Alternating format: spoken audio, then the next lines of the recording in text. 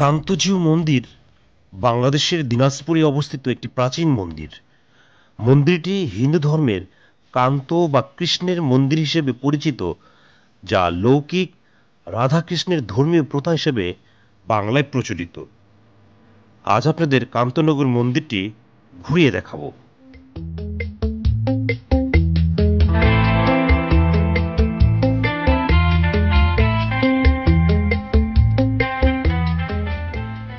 বাংলাদেশের যে কয়েকটি প্রাচীন নিদর্শন রয়েছে তার মধ্যে কান্তজির মন্দির অন্যতম। এই মন্দিরটি কান্তনগর মন্দির নামে পরিচিত, অর্থাৎ এটি দিনাজপুর শহরে অবস্থিত। যারা দিনাজপুর বেড়াতে আসবেন, এই প্রাচীন প্রায় 200 বছরের আগের এই মন্দিরটি অবশ্যই ভ্রমণ করবেন। এই মন্দিরে পুরো কাজটা হয়েছে টেরাকোটার উপরে। যারা প্রত্নতাত্ত্বিক নিদর্শন পছন্দ করেন, যারা ঘুরতে পছন্দ করেন, তারা যদি এই মন্দিরটি না দেখেন তাহলে এর স্থাপত্য শৈল্পিক যে রূপটা রয়েছে তা আপনারা অবশ্যই মিস করবেন। সুতরাং আপনাদের আমন্ত্রণ জানাচ্ছি কান্তজির মন্দিরটি দেখার জন্য। ধারণা করা হয় মহারাজা সুমিধর কান্ত এখানেই জন্মগ্রহণ করেছিলেন। 2017 সালের কলকাতা বইমেলায় এই মন্দিরের আদলে বাংলাদেশ প্যাভিলিয়ন করা হয়। 1897 খ্রিস্টাব্দের ভূমিকম্পে এই মন্দির ধ্বংস হওয়ার আগে রাবনেশু জন হেনরির 1871 খ্রিস্টাব্দে তোলা ছবিতে মন্দিরের 9টি রত্ন বর্তমান। দিনাজপুর শহর থেকে 20 কিলোমিটার উত্তরে এবং কাহারোল উপজেলা সদর থেকে 7 কিলোমিটার দক্ষিণ পূর্বে সুন্দরপুর ইউনিয়নে দিনাজপুর তেঁতুলিয়া মহাসড়কের পশ্চিমে ঢেপা নদীর তীরবর্তী গ্রাম কান্তনগরে অবস্থিত এই প্রাচীন মন্দির।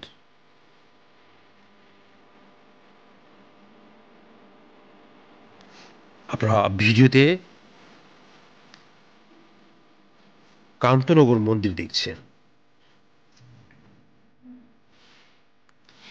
মন্দিরের উত্তর দিকের ভিত্তিবেদির শিলালিপি থেকে জানা যায়, তৎকালীন দিনাজপুরের মহারাজা জমিদার প্রাণনাথ রায় তার শেষ বয়সে মন্দিরের নির্মাণ কাজ শুরু করেন। 1722 খ্রিস্টাব্দে তার মৃত্যুর পরে তার শেষ ইচ্ছা অনুযায়ী তার পোষ্যপুত্র মহারাজা রামনাথ রায় 1752 খ্রিস্টাব্দে মন্দিরটির নির্মাণ কাজ শেষ করেন। শুরুতে মন্দিরের চূড়ার উচ্চতা ছিল 70 ফুট। 1897 খ্রিস্টাব্দে মন্দিরটি ভূমিকম্পের কবলে পড়লে এর চূড়াগুলো ভেঙে যায়। মহারাজা গিরিজানাথ মন্দিরের ব্যাপক সংস্কার করলেও মন্দিরের চূড়াগুলো আর সংস্কার করা হয়নি।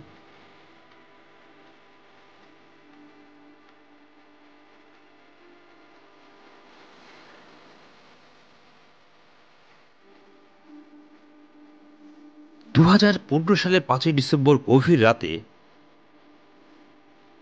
300 বছর ধরে চলা রাসমেলায় মন্দির প্রাঙ্গণে যাত্রা চলাকালীন সময় 3টি ককটেল বোমা ছোড়া হয়ে এতে অন্তত 10 জন আহত হয়।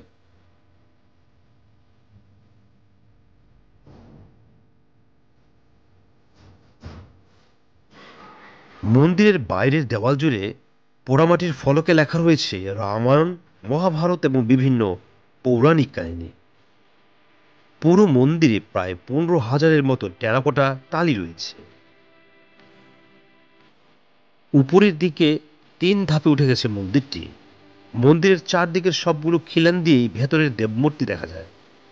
মন্দির প্রান্তন আয়তাকার হলেও পাথরের ভিত্তির উপর দাঁড়ানো 50 ফুট উচ্চতার মন্দিরটি বর্গাকার। নিচতলার সব প্রবেশপথে বহু খাদযুক্ত খিলান রয়েছে। দুটো ইটের স্তম্ভ দিয়ে খিলানগুলো আলাদা করা হয়েছে। স্তম্ভ দুটো খুবই সুন্দর এবং সমৃদ্ধ অলঙ্করণযুক্ত। মন্দিরের পশ্চিম দিকে দ্বিতীয় বারান্দা থেকে সিঁড়ি উপরের দিকে উঠে গেছে। মন্দিরের নিচতলায় 21টি এবং দ্বিতীয় তলায় 27টি দরজা খিলান রয়েছে।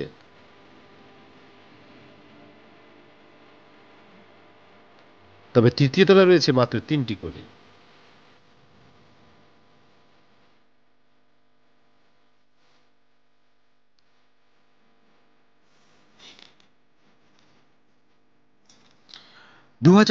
সালের কলকাতা বইমেলায় বাংলার নিজস্ব স্থাপত্যশৈলীর নিদর্শন হিসেবে বাংলাদেশ সরকার তাদের প্যাভিলিয়নটি কান্তজিউ মন্দিরের আদলে গড়েন। আপনারা ভিডিওতে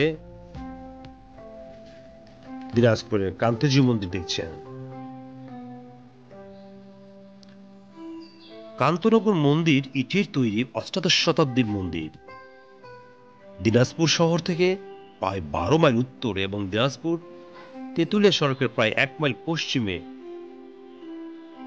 ঢেপা নদীর পাড়ে এক শান্ত নিভৃত গ্রাম কান্তনগরে এই মন্দিরটি স্থাপিত।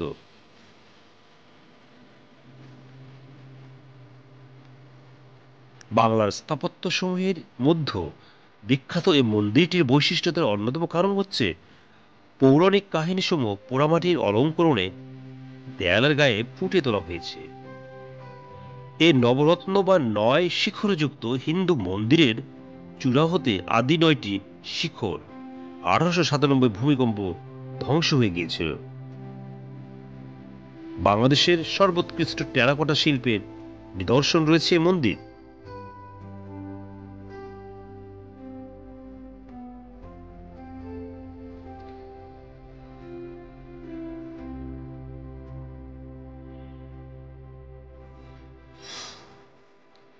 এই জমকালো পিরামিড আকৃতির মন্দিরটি 3টি ধাপে উপরে উঠে গিয়েছে।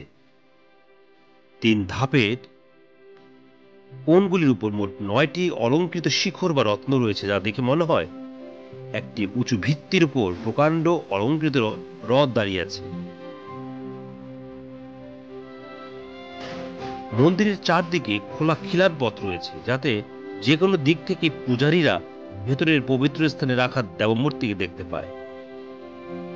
বর্গাকৃতির মন্দিরটি একটি আয়তাকার প্রাঙ্গণের উপর স্থাপিত। এই চারদিকে রয়েছে পূজারীদের বসার স্থান বা ঢেউটি দ্বারা আচ্ছাদিত। বর্গাকার প্রধান প্রকোষ্ঠটিকে কেন্দ্র করে সম্পূর্ণ ইমারত নির্মিত হয়েছে।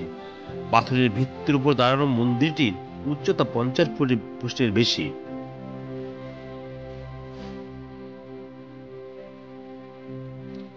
ধারণা করা হয় গঙ্গারামপুরের নিকট বাণনগরের প্রাচীন ধ্বংসাবশেষ থেকে নির্মাণ উপকরণ এনে এটি তৈরি করা হয়েছিল।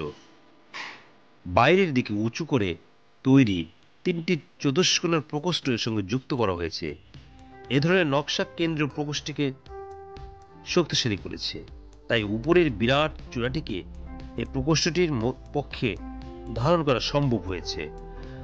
বর্তমানে ধ্বংসপ্রাপ্ত বাকি 8টি অলঙ্কৃত চূড়ার নিচের দোতলার ছাদে 8টি কোণে সংযোজন করা হয়েছিল। নিচতলার বাঁকা কার্নিশ কোণগুলিতে এসে ঝুলে আছে। এর মধ্যভাগ কিছুটা উঁচু হওয়ায় ভিত্তি থেকে এর উচ্চতা দাঁড়িয়েছে 25 ফুট, যার দ্বিতীয় তলায় উচ্চতা 15 ফুট এবং তৃতীয় তলায় 6 ফিট 6 ইঞ্চি। নিচের 4 কোণের প্রত্যেকটির সঙ্গে একটি করে ছোট প্রকোষ্ঠ রয়েছে এবং এগুলি দ্বিতীয় তলার উপরে স্থাপিত কারুকার্য খচিত অষ্টকোণাকৃতির কোণের বুরুজগুলির ভর বহন করছে। নিচতলায় প্রার্থনা ঘরের চারদিকে মন্দিরের মোট 4টি আয়তাকার বারান্দা রয়েছে। নিচতলার প্রত্যেক দিকের প্রবেশ পথে বহু খাতযুক্ত খিলান রয়েছে। সমৃদ্ধ অলঙ্করণ যুক্ত 2টি ইটের স্তম্ভ দ্বারা প্রতিটি খিলানকে পৃথক করা হয়েছে। নিচতলা 4 প্রকোষ্ঠের বাইরে মোট 21টি খিলান দরজা আছে। দ্বিতীয় তলায় খিলান দরজার সংখ্যা 27টি। পোড়ামাটির অলঙ্করণ ভিত্তি থেকে শুরু করে মন্দিরের চূড়া পর্যন্ত ভেতরে ও বাইরে দেয়ালের প্রতিটি ইঞ্চিতে 3টি পৌরাণিক কাহিনীর অনুসরণে মনুষ্যমূর্তি ও প্রাকৃতিক বিষয়াবলীর বিস্ময়করভাবে ফুটিয়ে তোলা হয়েছে। মহাভারত ও রামায়ণের বিস্তৃত কাহিনী এবং অসংখ্য পাত্রপাত্রীর বিন্যাস ঘটেছে এখানে। আপনারা সময় এবং সুযোগ পেলে মন্দিরটি ঘুরে যাবেন এছাড়া সমকালীন সমাজ জীবনের বিভিন্ন ছবি এবং জমিদার অভিজাতদের বিনোদনের চিত্র প্রতিভাত হয়েছে। এই শিল্পগুলির বিস্ময়কর প্রাচুর্য, মূর্তির গড়ন, কোমল ভাব ও সৌন্দর্য এদের যত্নের সঙ্গে ফুটিয়ে তোলা হয়েছে, যে বাংলার মুরাল চিত্রের চেয়ে তার অনেক উৎকৃষ্ট। কেউ যদি মন্দির দেয়ালের অলঙ্করণের দৃশ্য যে কোনো দিক থেকে গভীর মনোযোগের সঙ্গে দেখেন এবং বিষয়বস্তুকে সম্মিলিত করেন, তবে এর বিষয় বৈচিত্র্য দেখে অবাক বিস্ময়ে অভিভূত হবেন। মন্দিরের বাইরের দেয়ালে পোড়ামাটির অলঙ্করণ সাধারণ যে চিত্র, তাতে চারদিকে ভিত্তি প্যানেলের নিম্নাংশে চিত্রগুলি সমান্তরালভাবে চারটি প্রবেশ পত্রের দিকে এগিয়ে গিয়েছে।